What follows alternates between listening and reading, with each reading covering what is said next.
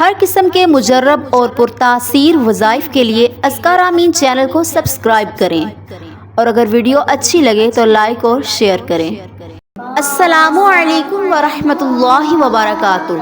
تمام پریشانیاں اور بیماریاں دور کرنے کا طاقتور وظیفہ قرآن حکیم کی ایک سورت ہے جسے سورت شفا کہا جاتا ہے، اور وہ سورت شفا ہر چیز کے لیے شفا ہے، اور وہ سورت الفاتحہ ہے۔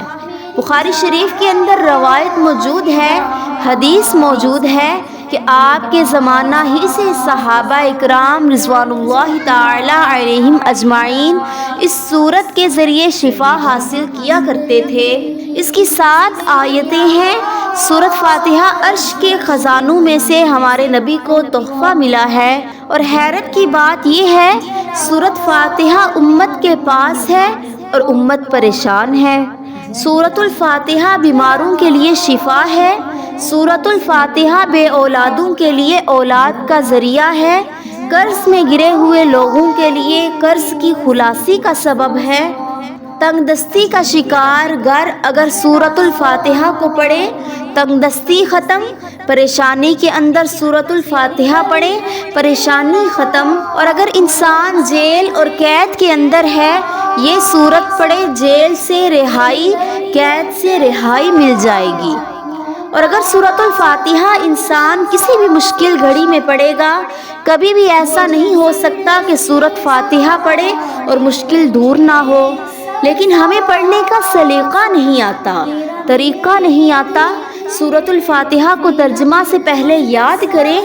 ہر بندہ سورت الفاتحہ جانتا ہے کیونکہ سورت فاتحہ کے بغیر نماز ہی نہیں ہوتی، لیکن مرد عورتیں سورت الفاتحہ کے ترجمے سے محروم ہیں۔ آپ سورت الفاتحہ کو پہلے ترجمے سے پڑھیں۔ اللہ ہم سے کیا کہہ رہا ہے کہ ہم کیا دعا کریں، کس طرح دعا کریں؟ یہ دعا ہے جو اللہ اپنے بندے سے چاہتا ہے کہ وہ کرے مجھ سے، ایسے مانگے۔ یعنی دنیا کے اندر کوئی ایسا غنی نہیں ہے، کوئی ایسا مالدار نہیں ہے جو خود کہے کہ مجھ سے ایسے مانگو میں تمہیں دوں گا۔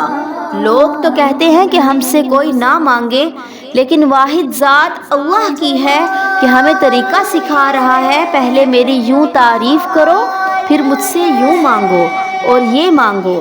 اب وہ سب ملتا ہے لیکن مانگنے کا طریقہ سیکھ لیں، ترجمہ یاد کر لیں۔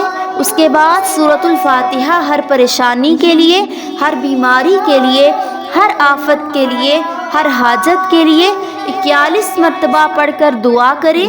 مریض کو پلائیں، دعا کریں۔ اللہ نے اس میں بہت تاثیر رکھی ہے۔ آپ یقین کے ساتھ ترجمہ ذہن میں رکھتے ہوئے 11 دن پڑھ کر دیکھ لیں۔ روزانہ 41 بار پڑھیں۔ آپ کی جو حاجت ہے انشاءاللہ تعالی ضرور پوری ہوگی۔ یقین ہوگا تو 11 دن میں حاجت پوری ہو جائے گی، آپ کا مسئلہ حل ہو جائے گا۔